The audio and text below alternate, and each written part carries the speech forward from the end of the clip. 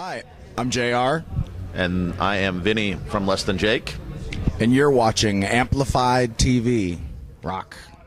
Okay, I'm backstage at Slam Dunk Leeds with two of the guys from Less Than Jake. How are you guys doing? Very well. How are you doing today? Not bad. Yourself? Fair to Midland. Yeah. Yes. Right, you guys are pretty much one of the most known punk band, possibly in the world. Fuck. Yeah. I'm feeling that right now. Yeah. How does it feel to be playing the 10th anniversary of Slam Dunk? It feels warm, cuddly, soft, fuzzy. All the good feelings that you would associate with good, I think. Yeah. I would think it's not just good, I think it's great, Great. to be here. It's Great. great to be here. Yeah. Great. Proud. Proud to be I'm here. excited to be here. Slam Dunk. And we can come up with more superlatives if you'd like. Excellent. Yes. Yeah. So, 10th anniversary of Slam Dunk. Have you got anything special planned for your set this evening? We're going to go out there and we're going to play fast and we're going to play hard. We're going to play for the kids. Right. You're going to play for those kids. There it is. Show them what's up. No, nothing. That's just a way of saying no. Okay. Proud of that. But nicely. But Was it like your last EP or album? Was that the TV covers? Yeah. How did you come up with the concept for that album? Marijuana, boredom. honestly, like 3 years ago, we were on tour in Europe. Yeah. And we started talking about doing something about it, and we just didn't have time. Finally, we had time, and I think the actual thought process, the decision making of what songs we were going to do, took less time than the recording of it. You know, it was probably a week to record it, so it wasn't really a long, drawn out process. We just decided we wanted to do it, recorded it, put it out. It's fun. It's fun to do. Yeah, have you been happy with the reception that it's received? Yeah, I can't Great. believe that anybody received it. You know, I was like I said, it was just done to be fun. You know, so some people got mad about it. That was probably what made me the happiest. Yeah. People that get mad over something. I don't that's just- understand I don't get it. people were, expecting, it's fun covers, but we wanted new songs. It's like, it was supposed to be fun. Don't be so serious about it, man. Like, it's supposed to be, we're gonna do covers. It's gonna be a fun thing to do. Why so serious? Why so serious? Yeah. You gotta have some fun, man. Yeah. Yeah. So, apart from the Slam Dunk show today and tomorrow, what else have you got planned in the UK? Have you got any more festivals, anything like that? No festivals, but we're doing the Slam Dunk side shows with Goldfinger, Set Your Goals, Anti-Flag. Yeah, we play in Birmingham and Southampton Yeah. Monday and Tuesday, and then Wednesday we fly to Dublin. We play Thursday in Dublin, and then we go home. Okay. And then do the Warped Tour in the U.S. this summer. Yeah. That's it. Have you done the Warped Tour before, or is this the... Actually, we're a new band. We've never done it before. We've done a lot. How many times have we done the We're actually the first band, maybe the second band this year, because Fishbone is also on it, but we're one of the few bands that has played all 3 decades of the Warped Tour. Has been existent. We played in the 90s, we played in 2000s, and now in the 2010s. Yes. It is amazing. Now, I've heard, when you first started out, I must have imagined that the tour was quite grueling, like, schedule-wise. You must have been in a van. Was it a van, or...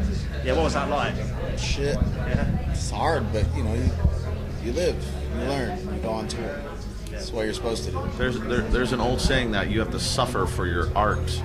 Not that I'm saying that we're artists by any means, but I think that's true to a certain extent, that even through tough times, if you're doing what you want, and you're creating what you want, stuffed yourself into a Volkswagen van, 30 people in there or whatever, you just have no money, do whatever is your suffering point. But I think that there's a certain amount you have to suffer for your art. Yeah. You have to start from zero and work your way up. And man, the masses of humanity will always have to suffer. It's true. So, on that point, what advice would you give to up-and-coming bands wanting to get to where you are? Sell all your gear to me, I'll buy it cheap. Stop whining. Yeah, stop crying. Stop crying. Look, you're not reinventing the wheel, man. Every band that starts, it's hard. right? You have to work to be successful. You have to crawl and scratch all the way up that ladder and hopes that you fall for every 3 rungs of the ladder that you go up that you don't fall for. Yeah. Right? Stop whining, man. Everyone goes through it. If you're creating, it's everybody that's creating goes through it. No one's entitled to anything. No one's entitled to success. You have to work at it. Yeah. You spend more time wondering why other bands are more successful than yours than spending time like creating your music and doing your band, then you're doing something completely wrong. Yeah. You're in it for the wrong reasons. So, Harumph. harumph!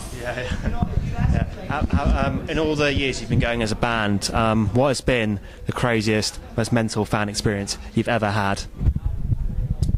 We just were actually talking about it. Here at the university, we played here, and there was about a half dozen bootleggers that were selling our T-shirts. Yeah. They're set up outside And in Chris, the courtyard. And Chris was like, you know, I know that this was during the show. I know that some of you. It's the end of the encore. Yeah, at the end of the encore. Yeah. I know some of you saw the bootleggers out there. I want you to know that we don't get any money from it. That they're out there just selling it. We don't make any. I want you to go out there and I want you to take everything. Those are your shirts. And watching from the window, actually, a rush of a few hundred kids taking every piece of the bootleg T-shirts from this. It was insane. There were kids that came up to me, and I would never sign bootleg shirts, but there were kids that came up to me wearing a dozen shirts. Yeah. And I'd sign every one of them if they were wearing a dozen shirts. It's like, that's fucking awesome. And they stopped showing up after that show. No more bootleggers. Oh, that's good. You set the trend. Yeah. That's what's going to happen to if you sell bootleg merchandise. That's what's going to happen to you. Yeah. Okay. We can't. It was against the law for us to take the shirts that they stole our logo from, but nobody said it. We couldn't tell the kids to bum rush them and steal the shirts. Sick, yeah. Okay, now we're at a festival. What would be your dream festival lineup? This can include bands past, present, anything you want. Oof. I don't know. Beatles, the Ramones, the Descendants, Iron Maiden, Snuff, and us. That'd be great. We could open that stage. Okay. That'd be all right. I'll say yes to all of that. Yeah. We could Add open Billy that Bragg to stage. that. And Billy Bragg. Yeah. Okay. Now, finally, what's next for you guys? Warped Tour. Yeah. We have a new EP coming out for the summer. Okay. You'll be hearing more about it. It's great. Yeah, we're It excited is about it. actually. I'm more excited about the EP than I was our previous record.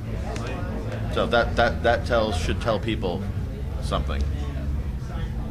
All right. Cheers. Thanks for your time. All right. Cheers. Yeah. Cheers. Awesome.